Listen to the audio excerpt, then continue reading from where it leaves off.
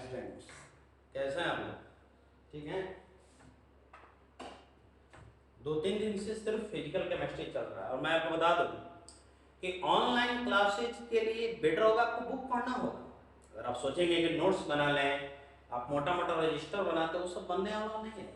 आपको इसमें जितना समझना है बुक का सहारा लेना होगा, तभी आप ऑनलाइन क्लासेज बेटर तरीका से समझ सकते हैं। अब आपके मन में अभी कोई प्रश्न उठ रहा होगा तो मैं आपको नहीं बता सकता, वो बताऊंगा जब आप सामने हम लोग रहते हैं, ऑफलाइन क्लासेज चलता है तो हो जाता है।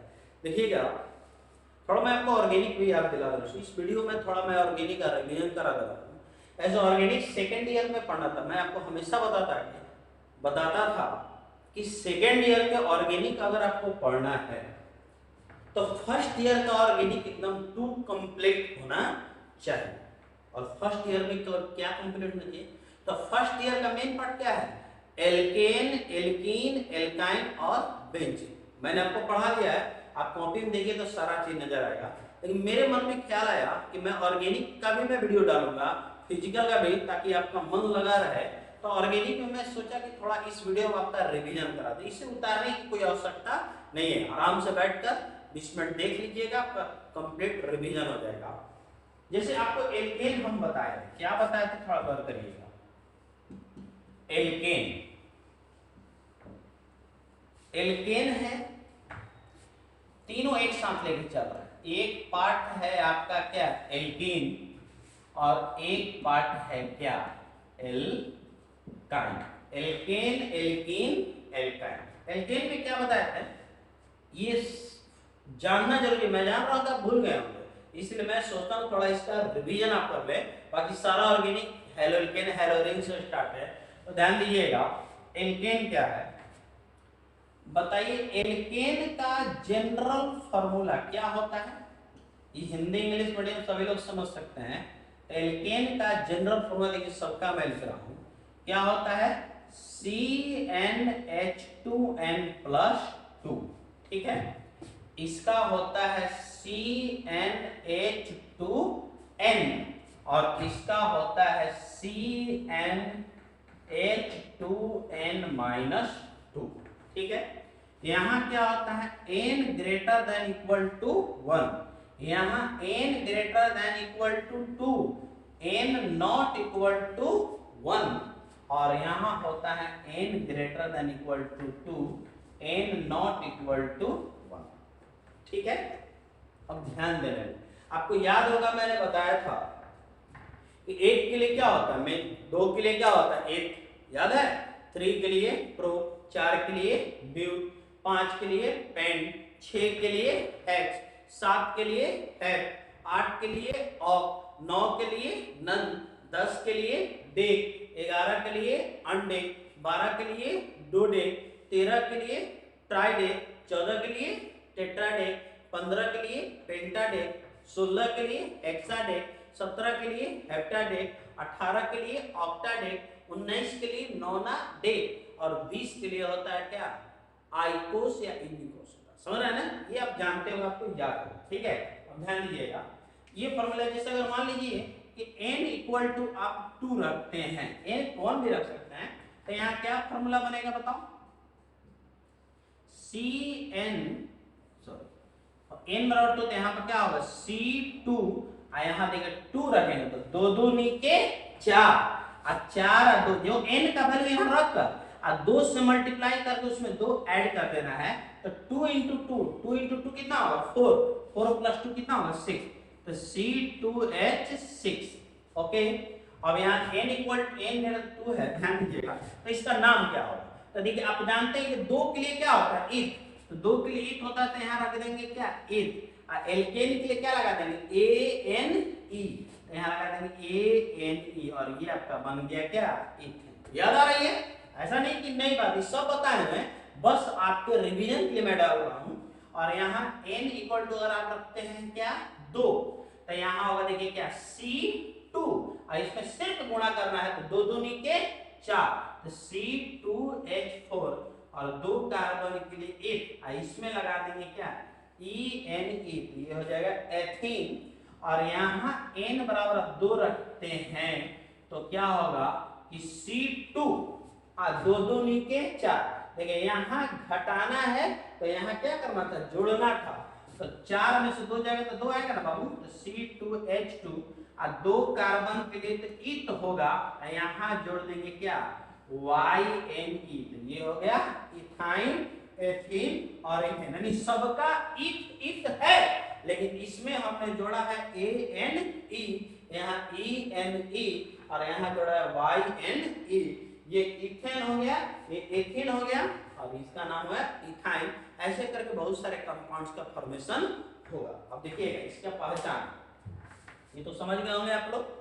ध्यान दीजिएगा, मैं इसका थोड़ा आइडेंटिफिकेशन क्लियर कर, मैंने पहचान क्लियर कर रहा हूँ कि कैसे पहचानेंगे। देखिए सिंपल में हम पहचान बताए थे क्या, कि ये तीनों, ये आप जानते हैं कि ये तीनों क्या होता है, हाइड्रोकार्बन होता है ना, हाइड्रोकार्बन होता है। हाइड्रोकार्बन आप किसको कहते हैं याद है, हाइड्रोकार्बन उसको कहते हैं जो किससे बना हो, hydrogen plus carbon. Hydrogen plus carbon से बनेगा, उसी का नाम होगा हाइड्रोकार्बन। तो हाइड्रोकार्बन में आपके सारे चीज आते हैं। देखिए क्या क्या आते हैं, आपका एल्केन भी होगा, गौर करिएगा, एल्केन भी होगा, एल्केन भी होगा, और ये रहा एल्काइन भी होगा, और साथ ही साथ एक बेंजीन भी होगा, जिसको एरोमेटिक कंपाउंड भी कहा जाता है। एल्केन, एल्कीन, एल्काइन और बेंजीन, जिसे हम लोग एरोमेटिक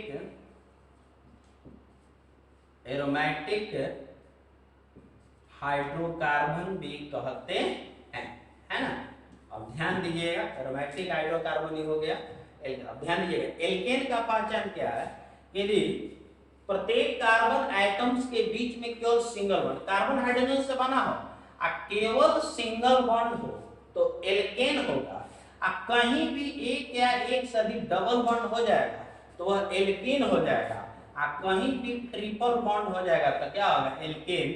ये है आपका क्या, केमिकल बॉन्डिंग में पढ़ा है, इसको कहा जाता है सिंगल बॉन्ड, इसको कहा जाता है डबल बॉन्ड, और ये है आपका क्या, ट्रिपल बॉन्ड। ठीक है, अब इसके रिगार्डेड एग्जांपल देखते हैं। जैसे एग्जांपल में देखिए क्या होगा, मैं तीनों एग्जांपल लिख रहा हूँ, CH3 CH2 CH CH3 CH3। ध्यान दीजिएगा, और देखिए CH3 CH2 CH double bond CH CH3, और ये देखिए CH3 C triple bond CH, और ये रहा CH3 और ये भी रहा CH3। देखिए यहां अगर केवल सिंगल बॉन्ड है, ध्यान दे रहे हैं तो भैया, यहां अगर केवल सिंगल बॉन्ड कार्बन और हाइड्रोजन से बना, ये जितना 3 एग्जांपल आप देख रहे हैं, ऑल आर मेड बाय क्या, कार्बन एंड हाइड्रोजन, दो ही चीज है, लेकिन यहाँ केवल सिंगल बॉन्ड है तो ये क्या है, एल्केन है। एक भी डबल बॉन्ड, 2 3 हो जाए उसकी बात अलग है, लेकिन एक भी डबल बॉन्ड हो जाएगा तो ये सब सिंगल बॉन्ड है, तो ये हमारा क्या है, एल्केन है। एक भी डबल हो गया तो ये क्या हुआ, एल्कीन हो गया, एक भी ट्रिपल हो गया तो ये क्या हुआ, एल्काइन। यानी जैसे ही कार्बन हाइड्रोजन से बनेगा, एक भी डबल बॉन्ड नजर आएगा, एल्कीन होगा, एक भी ट्रिपल होगा, इसको क्या कहते हैं, एल्काइन। क्या कहते हैं, एल्काइन। अब देखिए इसका नोमेनक्लेचर, इसको उतार लीजिए, वीडियो पॉज करके उतार लीजिएगा। अब आगे देखिए,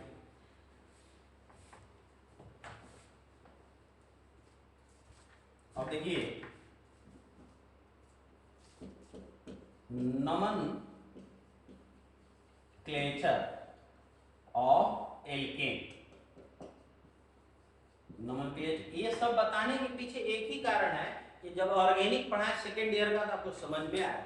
एल्केन का नोमेनक्लेचर का बहुत सारे कंडीशन बताएं। जैसे देखिए नोमेनक्लेचर का मेन पॉइंट क्या होता है कि पहला काम होता है क्या करना, पेरेंट चेन चुनना, है ना।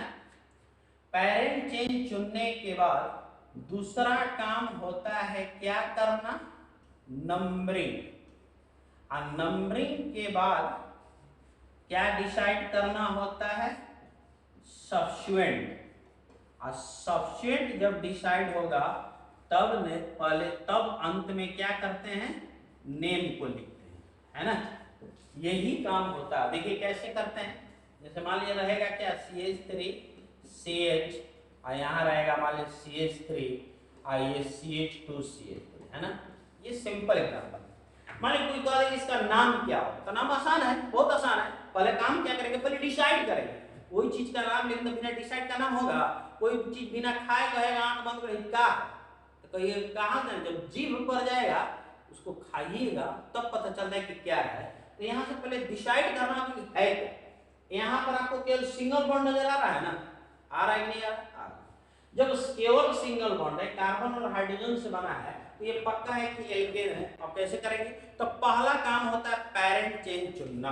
तो पेरेंट चेन चुनिएगा, तो पेरेंट चेन का तरीका आपको बता देते हैं कि पेरेंट चेन मतलब एक ऐसा चेन जिसमें number of carbon atoms maximum, यानी एक ऐसा रास्ता कंटिन्यूअसली जिसमें कार्बन की संख्या सबसे ज्यादा हो। और इसमें सबसे ज्यादा अगर रखिएगा तो मैंने आपको तरीका बताया, मैं डायरेक्ट चुन दे रहा हूं, ये हो जाएगा, ठीक है, ये होगा। तो ये जो चेन है इसे आप क्या बोलोगे, पेरेंट चेन। इसको क्या कहेंगे, पेरेंट चेन। और जो बाहर में हो जाता है इसको कहा जाता है क्या, सब्स्टिट्यूएंट। इसको क्या कहा जाता है, सब्स्टिट्यूएंट। जो बाहर हो गया सब्स्टिट्यूएंट, जो इसी में हो गया that's will be known as parent chain. तो ये पेरेंट चेन और ये हो गया क्या, सब्स्टिट्यूएंट। अब नाम लिखना है, तो नाम लिखने के लिए पहला तरीका क्या होता है, इस सब्स्टिट्यूएंट को हम कौन रूल लगाते हैं, याद है, RFPD रूल, है ना। इसको कहा जाता है rule of first point difference. इसमें क्या होता है कि नंबरिंग उस साइड से करेंगे जिधर से आपका क्या पड़ेगा, सब्स्टिट्यूएंट नियरेस्ट पड़ेगा। तो सब्स्टिट्यूएंट किधर से नियरेस्ट पड़ेगा, तो देखिए ये दो साइड है, ये और ये, है ना। इधर से करेंगे तो 1 2 पर आ रहा है ना, बोलो, इधर से 2 पर, इधर आ रहा है 1 2 3। तो बताइए 2 नियरेस्ट है कि 3, 2। तो इधर से नंबरिंग लेंगे और इधर से हम नहीं लेंगे, तो ये हो जाएगा 1 2 3 4, ठीक है। और नाम के लिए पहले सब्स्टिट्यूएंट का नाम लिखा जाता है। तो 2 पर एक कार्बन का सब्स्टिट्यूएंट है ना, तो एक कार्बन है तो इसका नाम क्या होगा, बोलो सब, क्या होगा, 2 पर मिथाइल। अब बहुत लोग के मन में एक संदेह आता है कि सर यहाँ कैपिटल, देखिए इसको आप कैपिटल लिखिए और चाहे आप स्मॉल लिखिए, कोई फर्क पड़ने वाला नहीं। स्मॉल लेटर भी सही है, कैपिटल भी सही है। बहुत सारे लोग कहते हैं नेम है तो कैपिटल लिखना चाहिए, लेकिन स्मॉल लिखिएगा तो कुछ होने जाने वाला नहीं है, इसलिए आप कैपिटल लिखिए चाहे स्मॉल, कोई दिक्कत नहीं है। 2 मिथाइल और ये बस, अब कोई सब्स्टिट्यूएंट अवेलेबल नहीं है। तो कितने पेरेंट चेन है, 1 2 3 4। तो 4 कार्बन के लिए क्या होता है, ब्यूट, लगा देंगे ANE, तो क्या बनेगा, ब्यूटेन। और ये हुआ इसका नोमेनक्लेचर। तो ये एल्केन का एक फर्स्ट कंडीशन हुआ, और बहुत सारे कंडीशन है एल्केन का और बहुत सारा कंडीशन है, क्या क्या है सब कुछ डिस्कस करेंगे। तो फिलहाल आप इतना देखेंगे, अगला वीडियो में इसको और आगे डेवलप करेंगे, सॉल्यूशन को भी डेवलप करेंगे। कोई दिक्कत, ध्यान से देखिएगा, थोड़ा आपको ऑनलाइन में पढ़ने में लगेगा, घबराने बात नहीं है, क्योंकि कोरोना वैश्विक महामारी इतना भयानक रूप ले ली है कि इसमें जिंदगी नहीं रहेगा तो पढ़कर क्या कीजिए। पढ़ते हैं किस चीज के लिए, खुशी के लिए। खुशी किसी रूप में हो, किसी को पढ़कर खुशी होती है, किसी को कोई काम करके खुशी होती है, लेकिन अगर जिंदगी का आगे का खुशी देखना है तो लॉकडाउन का पालन करना है। अगर आप लॉकडाउन का पालन नहीं करते हैं तो आने वाली खुशी शायद आपको न मिले, क्या हो या नहीं, इसलिए लॉकडाउन में ही रहें, फिर से पढ़ लेंगे। जिंदगी रहेगा तो फिर पढ़ लिया जाएगा, लाइफ ही नहीं रहेगा तो कहाँ से पढ़ाई होगा। इसलिए आप अपने आप को सुरक्षित रखें, सेफ रखें, घर पर रहें और इसको थोड़ा थोड़ा देखते रहें, ताकि आपके और मेरे बीच की दूरियां थोड़ा कम हो। लेकिन फिर हम मिलेंगे, हम सुरक्षित हैं, उम्मीद करते हैं कि आप भी सुरक्षित रहेंगे, और जब दोनों व्यक्ति सुरक्षित रहेंगे, हम सब रहेंगे, तो फिर उसी तरह क्लास जगमग करेगा, उसी तरह हम पढ़ेंगे, आपको पढ़ाएंगे और फिर दुनिया देखेंगे। आपके साथ गुरु है, मैं हूँ, आपको घबराने की कोई आवश्यकता नहीं है। मिलते हैं नेक्स्ट डे। Thank you.